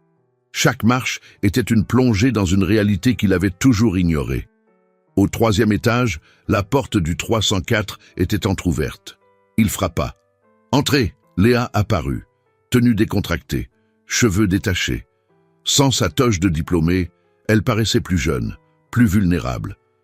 Julien entra. L'appartement était minuscule. Un salon-cuisine, un canapé usé mais propre, une petite table avec 3 chaises, une vieille télévision, tout était organisé avec soin, la dignité dans chaque détail. Élise était dans la cuisine, remuait une casserole sur la cuisinière. « Bonsoir », dit Julien à voix basse. « Bonsoir ». Élise ne se retourna pas. Léa ferma la porte. « Asseyez-vous. » Julien s'assit sur le canapé. Les ressorts protestèrent. Il regarda autour de lui. Des photos au mur. Léa bébé. Léa enfant. Léa adolescente. Léa à la remise de son bac. Chaque étape documentée. Chaque moment important capturé. Et sur aucune photo il n'y avait d'homme. Juste une mère et sa fille. « Vous voulez de l'eau ?» proposa Léa. « Oui, merci. » Elle apporta un verre simple. De l'eau du robinet. Julien but, avalant en même temps la honte de n'avoir jamais imaginé que sa fille vivait ainsi. Élise apporta un plat, du riz, des lentilles, du poulet en sauce, de la salade. Un repas simple. Ça sentait bon. On va manger. Tous les trois s'assirent à table. Ils étaient à l'étroit. Leurs genoux se frôlaient, presque. Élise servit. Silence lourd. Le bruit des couverts sur les assiettes. Personne ne savait comment commencer. Julien mangea. C'était délicieux. Une cuisine familiale, faite avec soin. « C'est bon, » dit-il. « Merci, » répondit automatiquement Élise. Plus de silence. Léa posa sa fourchette. « Arrêtons ça. Je ne vous ai pas invité ici pour rester dans un silence inconfortable. » Julien posa sa fourchette. « Tu as raison. Que veux-tu savoir ? Tout. Qui vous êtes en dehors du milliardaire. Ce que vous aimez. Ce que vous détestez. Votre enfance. Vos peurs. » La question était simple. Mais Julien réalisa que personne ne la lui avait jamais posée. Les gens posaient des questions sur les affaires, sur l'argent, sur les relations. Jamais sur lui. Mon père était concierge. Il est mort quand j'avais 23 ans. Il travaillait depuis l'âge de 12 ans pour aider sa famille. Il n'a jamais rien eu. Mais c'était un homme bon, présent. Léa écoutait attentivement. J'ai promis que je serais différent, que j'aurais de l'argent, la sécurité, que je ne serais jamais dans le besoin. Vous avez réussi, j'ai réussi. Mais dans le processus, je suis devenu exactement le genre d'homme que mon père n'était pas. Il valorisait les gens. Je n'ai valorisé que l'argent. Élise remuait la nourriture dans son assiette, écoutant, sans commenter. « Pourquoi m'avez-vous licencié ?» demanda-t-elle soudainement. Julien la regarda. « Je réduisais les coûts. J'avais besoin d'investir dans l'entreprise. J'ai licencié tous ceux qui n'étaient pas essentiels. Je n'étais pas essentiel. Ce n'était pas une question, c'était une constatation. Non, pour moi, personne n'était essentiel. Juste des rouages remplaçables. Et maintenant, sommes-nous essentiels ? La question frappa juste. Oui, vous êtes les seules choses essentielles que j'ai. Léa secoua la tête. Vous ne m'avez pas. Vous avez une chance de me connaître. C'est une énorme différence. Tu as raison. Désolé, je me suis mal exprimé. Vous faites ça souvent ? Vous exprimez mal ? Julien réfléchit. Oui, je passe tellement de temps en réunion, en négociation, que j'oublie comment parler aux vrais gens. Alors apprenez. Commencez maintenant. Il prit une profonde inspiration. J'ai peur. Peur que tu apprennes à me connaître et que tu décides que je n'en vaux pas la peine. Peur de tout gâcher à nouveau. Peur de ne pas être assez bien. L'honnêteté brutale le surprit lui-même. Léa étudia son père. Vous voyez, ça, c'était réel. Avec ça, je peux travailler. Élise se leva, ramassa les assiettes. Julien proposa son aide. Elle accepta, surprise. Dans la cuisine minuscule, côte à côte, faisant la vaisselle. Julien savonnait. Élise rinçait. Un silence différent maintenant, moins hostile, plus réfléchi. « Tu me détestes tant que ça ?» demanda-t-il à voix basse. Élise mit du temps à répondre. « Je vous ai détesté. Pendant des années, j'ai imaginé 1000 façons de vous confronter. Mais vous savez ce que j'ai réalisé ? La haine ne blesse que celui qui la ressent. Vous avez continué votre vie. C'est moi qui portais le fardeau. Je suis désolé. Pour tout. Je sais. Votre fille ne vous aurait pas donné cette chance si elle ne croyait pas que vous étiez sincère. » Il regarda le salon. Léa était sur son téléphone, mais elle les regardait discrètement, observant leur interaction. « Elle est incroyable, » dit Julien. « Elle l'est, et vous avez manqué chaque seconde qui a fait d'elle ce qu'elle est. » La vérité faisait mal, mais elle était juste. « Tu peux me raconter ?» Comment elle était quand elle était bébé? Élise s'arrêta, le regarda, cherchant du sarcasme. N'en trouva pas. Vous voulez vraiment savoir? Je le veux. Ils retournèrent au salon, s'assirent, et Élise commença à raconter. Léa était née par voix basse. 6 heures de travail. Élise était seule. Une infirmière lui avait tenu la main. Le bébé avait pleuré fort. En bonne santé. Les yeux ouverts fixés sur sa mère. La première chose que j'ai pensée a été « elle a ses yeux ». Julien sentit sa poitrine se serrer. Élise raconta les nuits blanches, les coliques, les premiers pas. Le premier mot fut « maman ». Le deuxième fut « non ». Elle était têtue, depuis toute petite. Quand elle décidait quelque chose, personne ne lui faisait changer d'avis. Julien sourit. J'ai remarqué. Léa rit. C'est génétique. Vous êtes têtue aussi. Je le suis? Oui. Vous n'avez pas abandonné aujourd'hui, même quand tout le monde vous humiliait. Vous auriez pu partir, mais vous êtes resté. Julien n'y avait pas pensé, mais elle avait raison. Élise continua. Léa, à 5 ans, insista pour aller à l'école publique près de chez eux. Elle ne voulait pas que sa mère dépense de l'argent pour les transports. À 8 ans, elle commença à aider aux tâches ménagères. À 12 ans, elle voulut travailler pour aider. Je n'ai pas voulu. J'ai dit que son travail, c'était d'étudier. Et j'ai étudié, compléta Léa. Parce que je savais que l'éducation était le seul moyen de changer notre vie. Julien écoutait chaque mot, comme un cadeau précieux. 18 ans en quelques heures de conversation. Ce ne serait jamais suffisant, mais c'était un début. Je peux vous poser une question? Léa le regardait. N'importe laquelle. Avez-vous d'autres enfants? Non. Tu es la seule. Pourquoi? Vous n'avez jamais voulu de famille? Julien réfléchit. Question complexe. Je croyais que je n'en voulais pas. Maintenant, je réalise que j'avais peur. Mon père est mort au travail, a laissé sa famille sans rien. Je ne voulais faire ça à personne. Donc, vous ne vous êtes jamais marié? Jamais eu de relation sérieuse? J'en ai eu quelques-unes. Aucune n'a duré. J'ai toujours donné la priorité au travail. Elles en avaient marre d'être la deuxième option. Et maintenant? Que le travail ne vous remplit plus? Maintenant, je réalise que j'ai construit une prison dorée. J'ai tout et je n'ai rien. Léa et Élise échangèrent un regard. Quelque chose de non dit passa entre elles. Vous pouvez changer ça, dit Léa. Mais vous devez le vouloir vraiment. Pas par culpabilité, pas par obligation, par choix. Je le veux, je vous choisis. Vous ne nous choisissez pas. Vous choisissez d'être différents. Et si vous l'êtes, peut-être que nous choisirons de vous donner une chance. Julien comprit. Il ne s'agissait pas pour lui de gagner une place dans leur vie. Il s'agissait de la mériter. Comment je fais? Soyez là, régulièrement, sans rien exiger, sans attente, juste présent. Je peux faire ça. On verra. Le téléphone d'Élise sonna. Elle répondit. Une conversation rapide sur un remplacement pour un ménage. Julien entendit, réalisa. Tu travailles encore comme femme de ménage? Oui. Quelqu'un doit bien payer les factures. Mais Léa est diplômée. Elle ne va pas commencer son internat. Si, mais l'internat ne paie pas bien. Et nous avons des factures. Le loyer, l'électricité, l'eau, la nourriture. Julien sentit l'urgence. Il voulait résoudre ça. Tout payer, leur donner une maison, leur donner du confort. Mais Léa lut dans ses pensées. Non. Quoi? Vous voulez payer nos factures? Non. Mais je peux aider.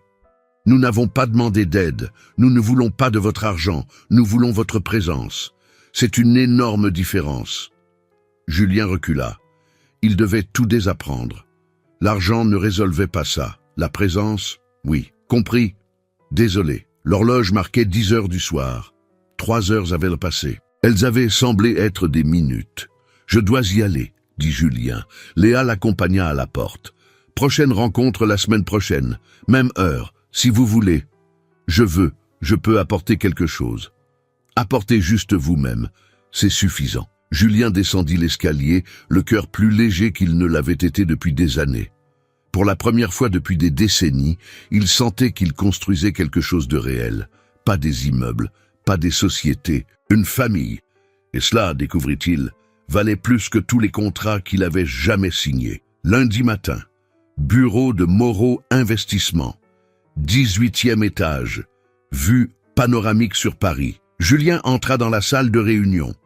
12 directeurs attendaient, visage tendu, téléphone sur la table. Tous avaient vu les vidéos. « Bonjour », dit Julien. Silence. Personne ne répondit. Marcelo, l'assistant de direction, se leva. « Monsieur Moreau, nous devons faire du damage control. Les vidéos de la remise des diplômes ont déjà 2 millions de vues.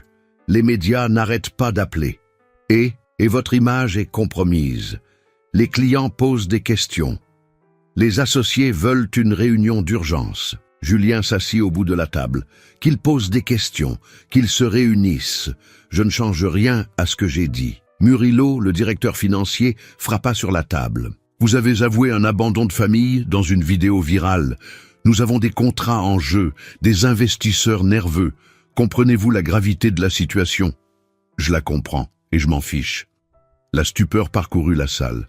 Béatrice, la directrice des ressources humaines, se pencha. « Julien, avec tout le respect que je vous dois, vous ne pouvez pas simplement ignorer cela. Votre réputation affecte toute l'entreprise. Elle affecte 1000 employés qui dépendent de leur salaire. C'est exactement pour cela que je vais changer. » « Changer quoi ?» demanda Murillo, irrité. « Tout, à commencer par la façon dont nous traitons nos employés de base, femmes de ménage, agents de sécurité, chauffeurs. Je veux un salaire juste, une crèche dans l'immeuble, une mutuelle complète, un congé paternité étendu. » Silence stupéfait. Marcelo toussota. « Monsieur, cela coûterait des millions. J'ai des millions, et j'ai découvert qu'ils ne servent à rien s'ils ne changent pas des vies. » Béatrice cligna des yeux. « Vous êtes sérieux ? » « Absolument. Je veux une proposition sur mon bureau d'ici mercredi. Et plus encore, nous allons créer la fondation, l'Institut Élise Durand, pour les mères célibataires, protection juridique, aide financière, crèche, tout. » Murillo explosa. « Vous êtes devenu fou. Cela va à l'encontre de tout ce que nous avons construit. Une entreprise, ce n'est pas de la charité. Ce n'est pas de la charité, c'est de la responsabilité. Nous avons exploité les gens pendant des années en payant le minimum possible. C'est terminé. Les actionnaires n'accepteront jamais. Je suis l'actionnaire majoritaire. Ils acceptent ou ils vendent leurs actions. » La salle plongea dans un lourd silence. Personne ne reconnaissait ce Julien. L'homme qui donnait la priorité au profit avant tout avait disparu. Béatrice rompit le silence. « Je peux dire quelque chose ? Parle. Je travaille ici depuis 12 ans. Je ne vous ai jamais vu comme ça. Je ne sais pas ce qui s'est passé dans cet amphithéâtre, mais c'est peut-être un bon changement. » Murillo la foudroya du regard. « Tu soutiens cette folie. Je soutiens l'humanité. » Et ici, il manquait d'humanité depuis longtemps. D'autres directeurs échangèrent des regards. Certains acquiesçaient. D'autres étaient horrifiés. Julien se leva. « Ceux qui ne sont pas d'accord avec la nouvelle direction peuvent partir. Je paierai une prime de départ généreuse, mais ceux qui restent acceptent le changement. » 3 directeurs partirent immédiatement, y compris Murillo. Les 9 autres restèrent. Certains par conviction, d'autres par curiosité, d'autres par peur du marché. « Parfait, » dit Julien. « Nous commençons aujourd'hui. » Pendant ce temps, à l'université, Léa arrivait pour sa réunion avec le docteur Lambert au sujet de l'internat. Le couloir était bondé. Des étudiants l'arrêtaient. « Léa, j'ai vu la vidéo, tu as été incroyable. Ta mère est une héroïne. »« Ce milliardaire, c'est vraiment ton père ?» Léa souriait mais pressait le pas. La célébrité était inconfortable. Elle ne voulait pas d'attention. Elle voulait juste commencer son internat. Le docteur Lambert la reçut avec un sourire. « Entrez, asseyez-vous. » Léa s'assit, nerveuse. « D'abord, félicitations encore pour votre diplôme. »« Merci. Ensuite, j'ai vu les vidéos. » Léa ferma les yeux. « Docteur, vous avez été courageuse, confronter votre père publiquement, exiger un vrai changement. Cela demande de la force. » Léa ouvrit les yeux. « Ça n'affectera pas mon internat ? » « Affecté ? Au contraire. Je veux des médecins qui ont du cran, pas des robots qui obéissent à tout. » Un immense soulagement envahit Léa. Mais j'ai une question, continua le docteur Lambert. Croyez-vous vraiment qu'il puisse changer? Léa réfléchit. Je veux y croire, mais je serai prudente. Le changement prend du temps. Sage décision. Si vous le brusquez, il pourrait replonger. Ou vous pourriez être blessé. Exactement. Le docteur Lambert sourit. Vous commencez lundi. Garde de 12 heures. Prête? Je suis née prête. Dans l'appartement, Élise recevait des appels, des journalistes voulant des interviews, des émissions de télévision offrant des apparitions payées. Elle refusa tout. Une amie vint lui rendre visite, Jeanne qui travaillait aussi comme femme de ménage. « Élise, tu es devenue célèbre. Tout le monde parle de toi. » Élise prépara du café. « Je ne veux pas de célébrité. Je veux la paix. Mais tu pourrais gagner de l'argent avec les interviews. Raconter ton histoire. Mon histoire n'est pas à vendre. » Jeanne but une gorgée de café. « Et Julien, tu vas vraiment lui donner une chance ?» Léa a décidé de lui en donner une. « Je soutiens ma fille. »« Mais toi, tu lui as pardonné ?» Élise mit du temps à répondre. « Pardonner ne signifie pas oublier. Ça signifie ne pas laisser la haine me consumer. Il a eu tort, gravement. Mais garder cette colère pendant 18 ans n'a fait de mal qu'à moi. Alors je choisis de lâcher prise. Tu es trop forte. Je ne suis pas forte. Je suis fatiguée de porter ce poids toute seule. S'il veut t'aider maintenant, je laisse Léa décider à quel point. » Dans l'entreprise de Julien, les employés commentaient. Les femmes de ménage du 12e étage nettoyaient une salle de réunion vide. « Vous avez entendu?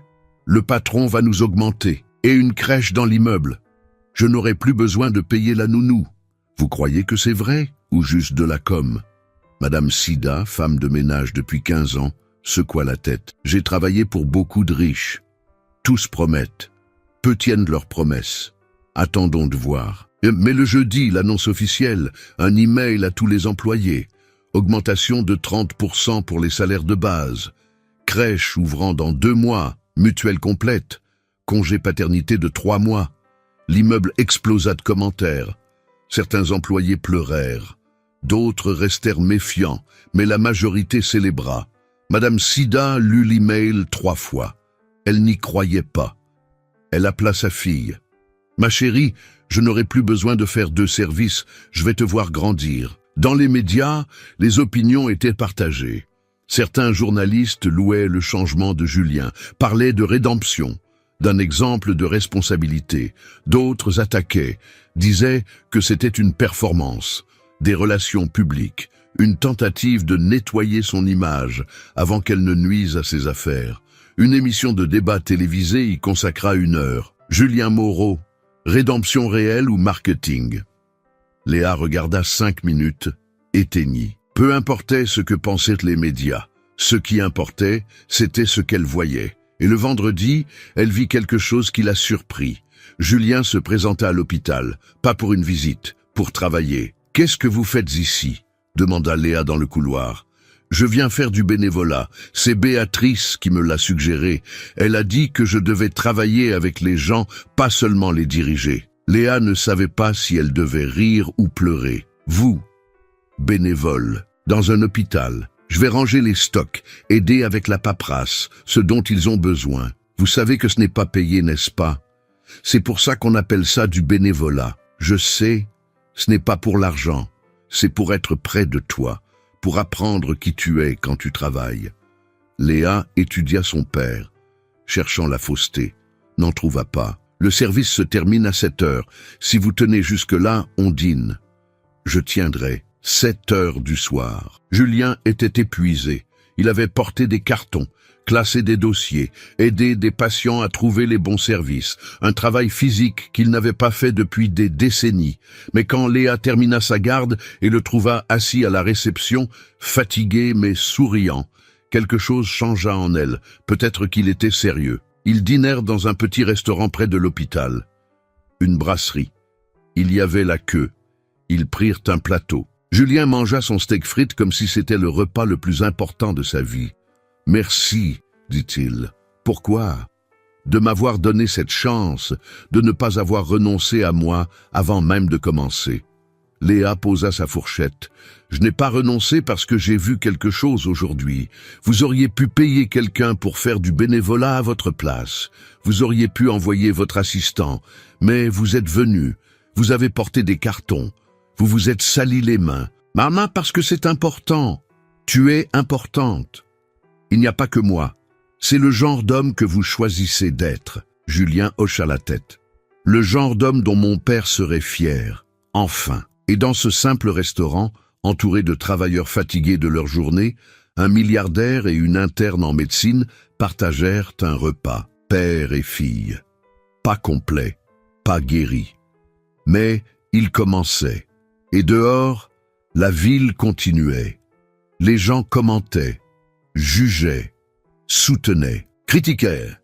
Mais à l'intérieur de ce petit espace, entre les frites et les conversations sur la journée, quelque chose d'impossible se produisait.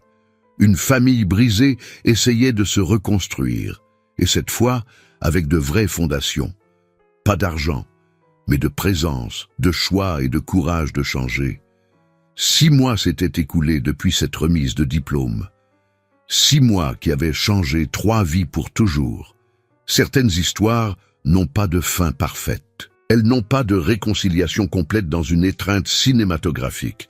La vie réelle est plus compliquée, plus lente, plus difficile, mais aussi plus vraie. Julien apprit que l'argent ne rachète pas le temps perdu, n'efface pas les erreurs, ne construit pas de relations instantanées. Il avait 200 millions et ne pouvait pas acheter un seul souvenir de Léa bébé. Il ne pouvait pas payer pour avoir vu son premier pas. Son premier mot, son premier jour d'école. Ces choses, découvrit-il, n'ont pas de prix, parce qu'elles sont impossibles à récupérer. Mais il apprit quelque chose de plus important. Il n'est jamais trop tard pour commencer. Commencer pour de vrai.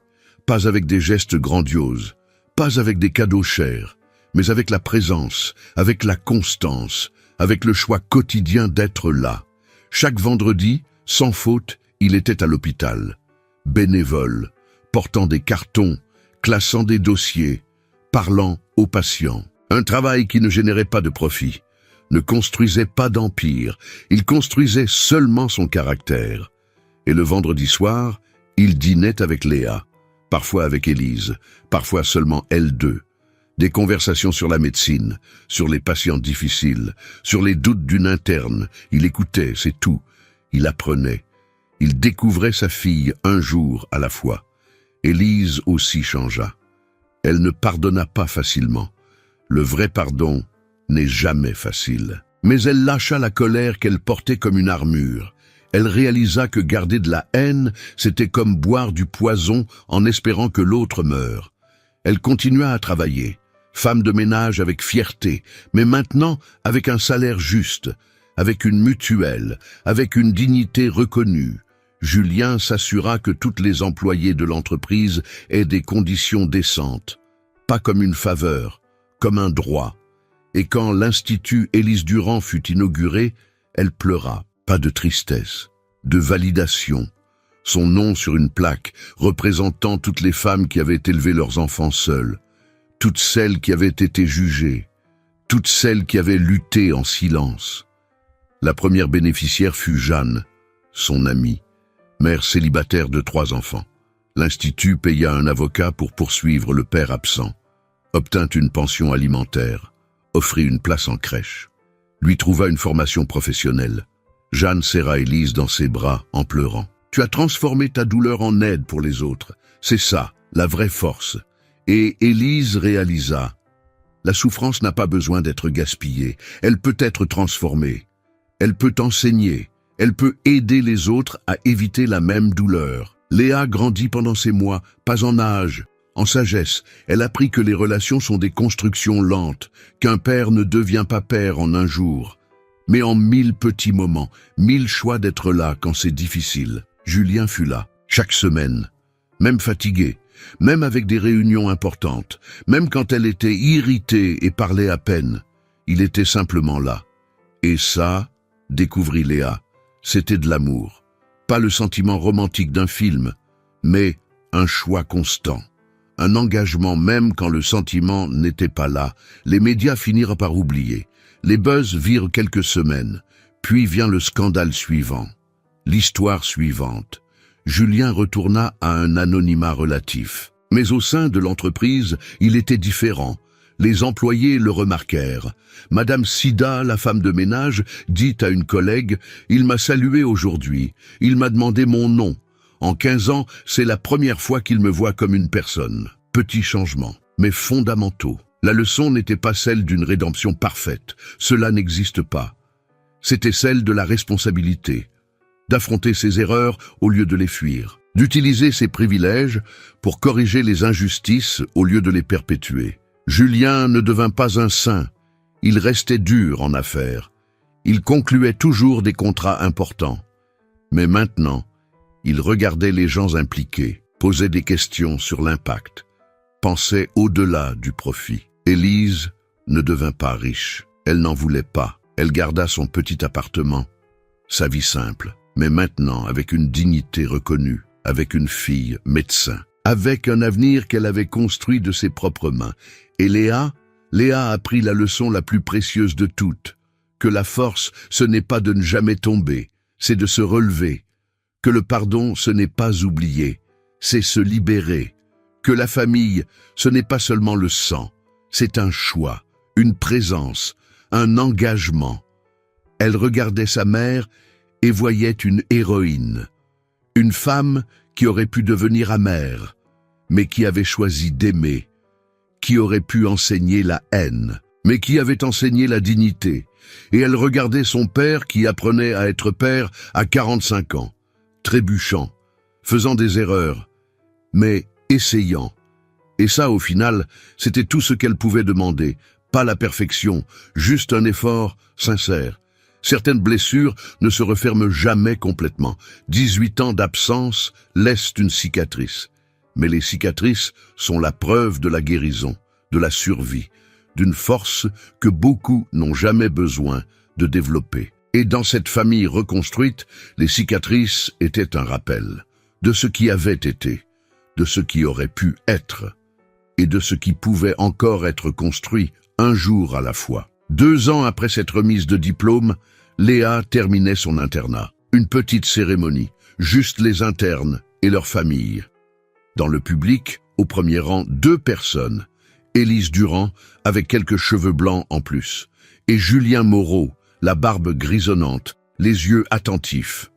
Côte à côte, pas en couple. Ils ne le seraient jamais, mais comme coparents. Comme des personnes qui avaient appris à coexister pour le bien de leur fille. Quand le nom de Léa fut appelé, tous 2 se levèrent, applaudirent, fiers. Après la cérémonie, ils dînèrent tous les 3. Une tradition qu'ils avaient développée. Chaque réussite de Léa, ils la fêtaient ensemble. « J'ai reçu une proposition », annonça Léa. « D'où » demanda Élise. « De l'hôpital Necker, le service de pédiatrie. » Julien sourit. « Tu as toujours voulu travailler avec les enfants ?»« Toujours, parce que j'ai grandi en voyant ma mère s'occuper de moi. Je veux faire la même chose pour d'autres familles. » Élise serra la main de sa fille. Fierté silencieuse. « Il y a plus, » continua Léa. « Je veux ouvrir un dispensaire dans le quartier où j'ai grandi, des consultations gratuites ou à un prix symbolique.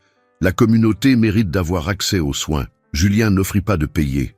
Il avait appris. Il attendit qu'elle demande si elle en avait besoin. « Je peux aider avec la bureaucratie, les documents. Je connais des avocats qui peuvent faciliter le processus. » Vous pouvez. Merci, un petit progrès. Mais un progrès. À l'Institut Élise Durand, 200 familles avaient déjà été aidées. Des mères célibataires recevant un soutien juridique, une crèche pour leurs enfants pendant qu'elles travaillaient, des cours de formation professionnelle, un réseau de soutien. Élise y passait chaque semaine, parlait aux mères, partageait son histoire, offrait de l'espoir. Une jeune femme de 22 ans, Anna, tenait un bébé de 3 mois dans ses bras. « Madame Durand, merci. Sans l'Institut, je n'aurais pas eu de pension alimentaire. Je n'aurais eu nulle part où laisser mon fils. » Élise la serra dans ses bras. « Vous avez réussi parce que vous êtes forte. L'Institut vous a juste donné les outils. C'est vous qui avez fait le travail. Mon histoire sera différente de la vôtre.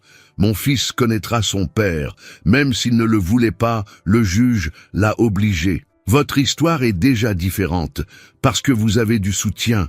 Vous n'êtes pas seul. Et c'était ça, l'héritage. Pas un nom sur un bâtiment, mais des vies changées, des cycles brisés. Julien transforma complètement l'entreprise. Il créa un programme de stage pour les jeunes de banlieue, des bourses d'études, des partenariats avec les universités publiques. Madame Sida, la femme de ménage, était maintenant superviseure, avec un salaire 3 fois plus élevé. Sa fille étudiait l'ingénierie, avec une bourse de Moreau Investissement. « Monsieur Julien, lui dit-elle un jour, merci. Ma fille aura la vie que je n'ai jamais eue. Merci à vous de m'avoir appris que la dignité n'a pas de prix. » Les 3 directeurs qui étaient répartis ce jour-là avaient ouvert une entreprise concurrente. Ils tentèrent de voler des clients en montrant que Julien était devenu faible. Certains clients partirent, mais d'autres restèrent. Et de nouveaux arrivèrent. Des entreprises qui voulaient des partenaires avec des valeurs, pas seulement du profit. Au final, Moreau Investissement grandit, pas malgré les changements, grâce à eux. Béatrice, la directrice des RH, dit lors d'une conférence « Nous avons découvert que bien traiter les gens, ce n'est pas de la charité. C'est une stratégie intelligente. Des employés heureux produisent plus. Les clients respectent les entreprises éthiques. Tout le monde y gagne. » Léa devint une référence en pédiatrie. Elle publia des articles sur les soins humanisés, donna des conférences sur la médecine pour les communautés défavorisées. Lors d'une de ces conférences, elle rencontra une jeune mère avec un fils malade, sans argent pour le traitement. Léa le soigna gratuitement, obtint les médicaments, suivit le cas personnellement. La mère pleura en la remerciant. « Vous êtes un ange. »« Non, je fais juste ce que ma mère m'a appris, prendre soin de ceux qui en ont besoin. » Julien assista à cette conférence de loin. Il ne voulait pas interférer, juste observer sa fille travailler. Et il vit en elle le reflet d'Élise, la générosité, la force, la dignité. Mais il vit aussi quelque chose de lui, la détermination, l'intelligence stratégique, le refus d'accepter non comme réponse. Léa était le mélange parfait des deux, le meilleur de chacun. À la fin de la conférence, elle vit son père au fond de la salle. Elle lui fit un signe de la main. Il lui répondit un petit geste, mais chargé de sens. 2 ans plus tôt, elle ne l'aurait pas salué. 2 ans plus tôt, il ne serait pas venu. Le progrès n'est pas une ligne droite, c'est une spirale. 2 pas en avant, 1 pas en arrière, mais toujours en mouvement. Ce soir-là, ils se réunirent tous les 3 dans l'appartement d'Élise. Toujours le même. Elle avait refusé de déménager. Elle aimait cet endroit. C'était chez elle. Ils dînèrent, rirent, partagèrent les histoires de la journée. Et quand Julien partit, Léa le serra dans ses bras à la porte. Une vraie étreinte. Pas formelle. Merci d'être venu à la conférence. Merci de me laisser faire partie de ta vie. Élise observait depuis la cuisine. Un petit sourire. Satisfaite. Ce n'était pas une fin de conte de fées, mais c'était une fin réelle, une famille imparfaite, reconstruite avec effort, maintenue par un choix quotidien. Et tandis que Julien descendait l'escalier de ce simple immeuble, il réalisa « Cet endroit valait plus que son appartement de luxe, parce qu'il y avait là quelque chose que l'argent n'avait jamais pu acheter. Il y avait une famille, construite non pas sur le sang ou l'obligation, mais sur le pardon, le choix et le courage de recommencer. Et ça, découvrit-il, c'était le véritable héritage, le seul qui comptait vraiment. Si cette histoire a touché votre cœur, écrivez dans les commentaires. Il n'est jamais trop tard pour recommencer. Nous voulons voir combien de personnes croient aux secondes chances. Maintenant, dites-moi, connaissez-vous une mère ou un père qui a élevé son enfant seul, quelqu'un qui a cumulé 3 emplois, qui a tout sacrifié, qui n'a jamais abandonné même quand le monde entier lui tournait le dos? Taguez cette personne ici dans les commentaires. Dites son nom.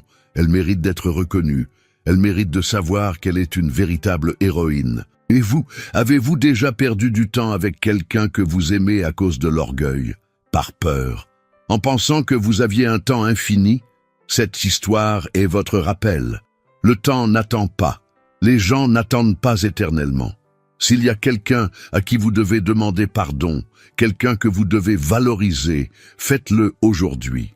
N'attendez pas 18 ans. Laissez-moi vous poser quelques questions sincères. Donneriez-vous une seconde chance comme Léa l'a fait?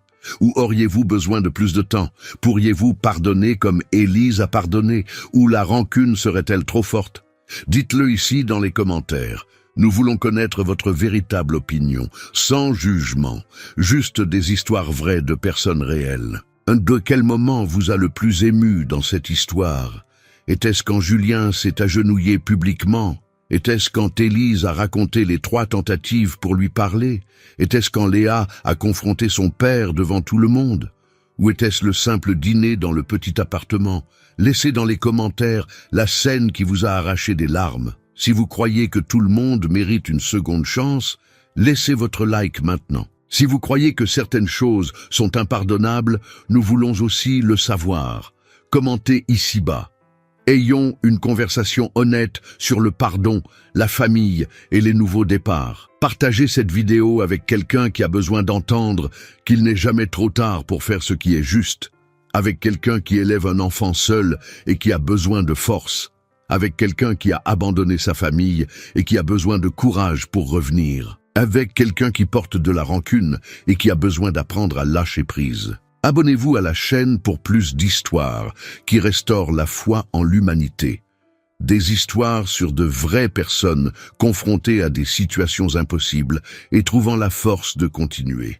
Activez la cloche de notification pour ne pas manquer les prochaines histoires émouvantes qui vous feront rire, pleurer et croire que le changement est possible. Et souvenez-vous, certaines erreurs marquent à jamais, mais faire la paix avec elles nous rend humains. Et parfois, la famille que nous construisons dans le présent est le seul moyen d'honorer le passé que nous avons perdu. À la prochaine histoire, et qu'elle vous inspire autant que celle-ci.